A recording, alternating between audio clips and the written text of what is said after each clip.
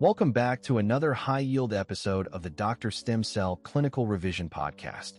I'm Andrew, your co-host for today's medical board review session. And I'm Ava.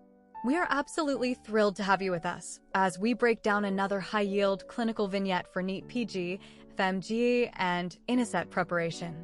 Remember, doctors, active recall and spaced repetition are your best weapons to conquer these exams. That's right, Ava. Today we are tackling an essential question from the pathology board, focusing specifically on the high-yield topic of cellular injury hallmarks. This question is inspired by the NEET PG 2019 PYQ exam, so pay close attention because these concepts tend to repeat frequently. Let's jump straight into the clinical vignette. Here is the patient presentation. A 62-year-old male presents with severe retrosternal chest pain. Coronary angiography shows complete occlusion of the left anterior descending artery. Which ultrastructural change is the earliest sign of irreversible ischemic cell injury in myocardial cells? Okay, let's carefully review the four options presented to us. Option A is A. Amorphous densities in mitochondria. Option B is B. Blebbing of the plasma membrane. Option C is C. Detachment of ribosomes from rough ER. And option D is D. Clumping of nuclear chromatin. Now, let's give our listeners a few seconds to think about the presentation. Look at the key clues in the vignette: the age, the onset of symptoms, and the specific diagnostic findings.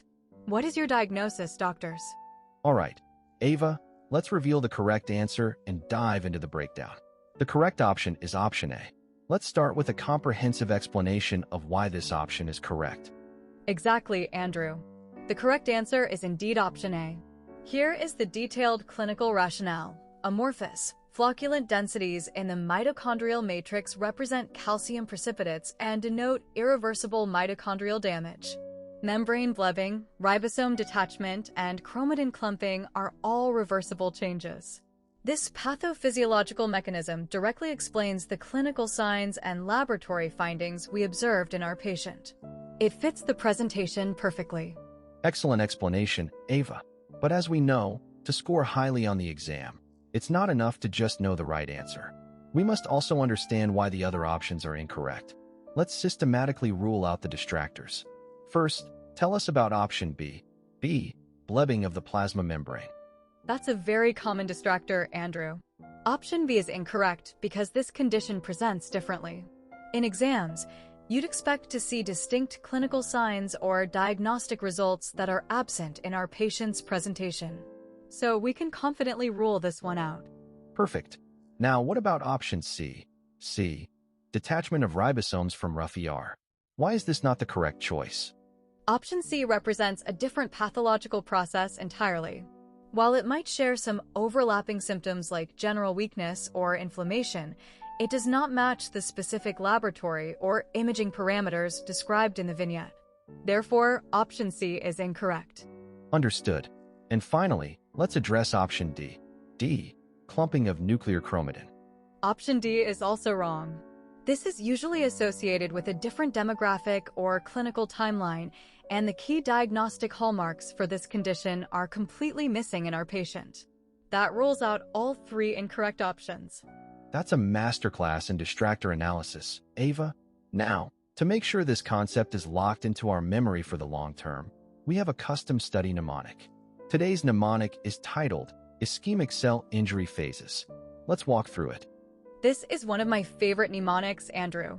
To remember the key associations and diagnostic criteria for cellular injury hallmarks, use this memory aid: reversible cellular swelling, fatty change, myelin figures, ER swelling, irreversible severe membrane damage, lysosomal rupture, mitochondrial sign, large flocculent amorphous matrix densities. Let's repeat that so it sinks in.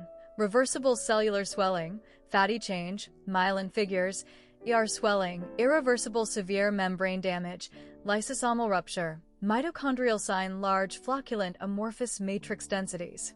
Try to visualize this clinical association when you see this topic in the exam hall. Visualizing mnemonics is a proven way to bypass exam anxiety. But wait, we also have to talk about the exam pitfall or the trap that examiners love to set. What is the common trap for cellular injury hallmarks? Examiners love to catch students off guard here, Andrew. The major trap to avoid is mitochondrial swelling itself is reversible, but the accumulation of dense calcium-rich amorphous densities in the mitochondrial matrix is a point of no return, irreversible. Make sure you read the question's stem carefully to distinguish between these closely related conditions. Don't fall for this classic trap. That is a golden tip, Ava. Thank you for that detailed breakdown. Doctors, make sure to write that trap down in your revision notes. Absolutely, Andrew. And that wraps up today's high-yield clinical review. Thank you for tuning in to the Dr. Stem Cell Clinical Revision Podcast. Be sure to subscribe and follow our show on Spotify, Apple Podcasts, or Amazon Music. Share this episode with your fellow medical aspirants, and keep studying smart. We'll see you in the next episode. Goodbye for now, doctors, and best of luck with your revision.